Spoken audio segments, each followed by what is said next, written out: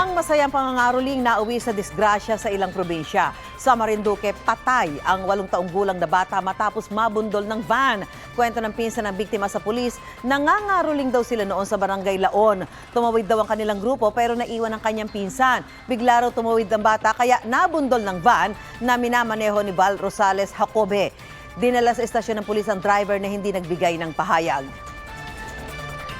Sa Quezon naman, sugatan ng 7 taong gulang na batang lalaki matapos mahagip ng truck sa Maharlika Highway sa Atimonan. Ayon sa pulisya, naglalakad sa gilid ng kalsada ang bata kasama ang mga kaibigan para mangaroling nang mangyari ang aksidente. Nagpapagaling na sa ospital ang bata. Patuloy na inaalam ng mga pulis ang pagkakakilanlan ng tumakas na driver.